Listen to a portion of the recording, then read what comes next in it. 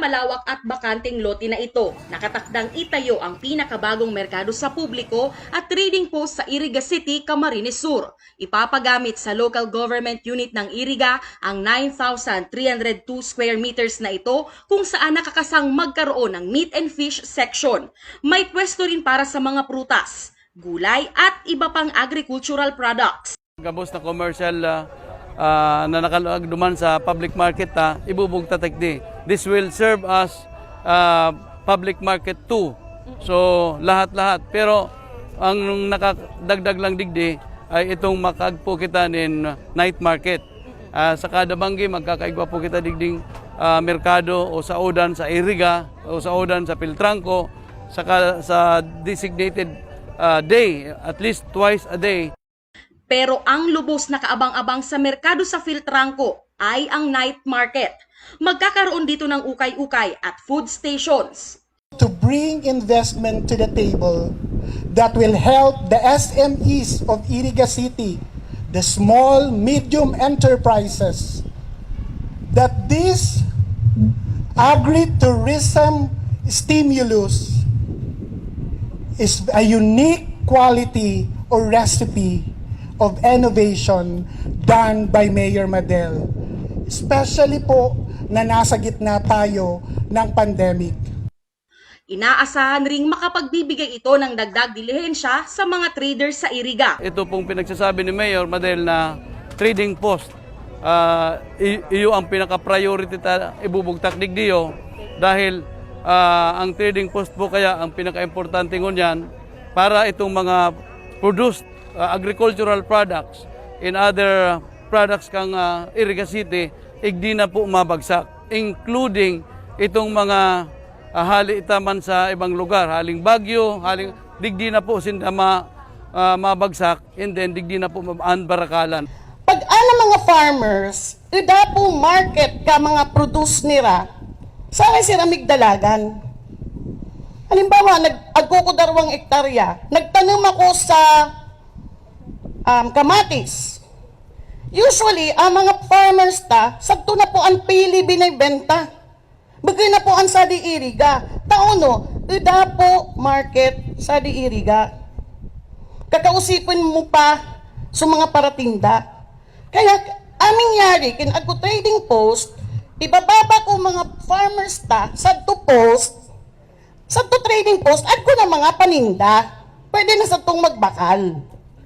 Di man kita nagpapabayad sa trading post, ida po bayad, libre po ang ngamin. So, di kita nagpaparent, ida kita ngamin, di nagpapabayad, ida fee, ida ngamin. Kaya, nakaisip kita sa trading post. Iba, nagdidirekta, ida man po kan problema, kinag ko na sira market. Ang importante sana, matabangan ang mga farmers na maibenta ang mga gulay kapag kaptong panahon, kung dapat trading post, ang mga benta nila, di na po nila lugod na ibebenta sa dita, ida po kausip. Amo po ang gibo ka trading post. Siguro ngamin po kita nakaiyan na sa Baguio. Ngani po, ngamin na kita nakaiyan sa Baguio.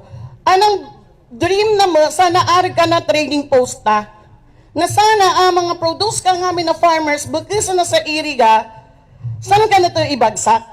Panganing pag umiyan na ang mga paratinda, bukis na po ang mga parasaad at target At target kintana, pati ibang lugar.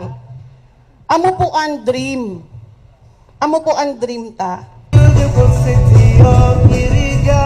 Nitong Lunes, ginanap na ang Memorandum of Agreement signing at ceremonial turnover ng dating Piltrangco Terminal. Malaki ang pasasalamat ng pamahalaang panlungsod ng Iriga dahil libre itong ipinapagamit ng may-ari ng lupa na si Mr. Ronaldo Tan. LGU Iriga has been very cooperative in our business partnership. So when they send proposal that they want to use portion of this property, the Board of Directors did not hesitate to approve the proposal. And it was generous of them that the LGU Iriga may use of this property free. So no rental at all. MSMEs, makakatabang ini, since we have a working space in the IT building, pagkatapos kang incubation, pwede silang mag-practice digdi. mahihiling ninda. So, mahihiling ta if it works or not, kung ano ang negosyo ninda. So, less na ang chances na magbagsak ang mga negosyo ninda ta nasusuportahan kang gobyerno. So, yan, tabang yan sa dakula, livelihoods. We are also very blessed and very thankful to all the private sectors because they are very supportive from the start. 100% talaga ang support nila.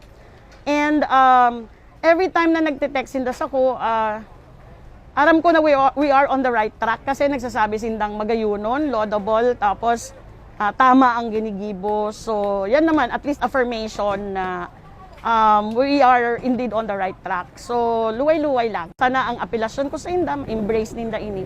Sa inda man po ini. 3 hanggang 5 taong libreng ipapagamit ang private property na ito sa local government unit ng Iriga.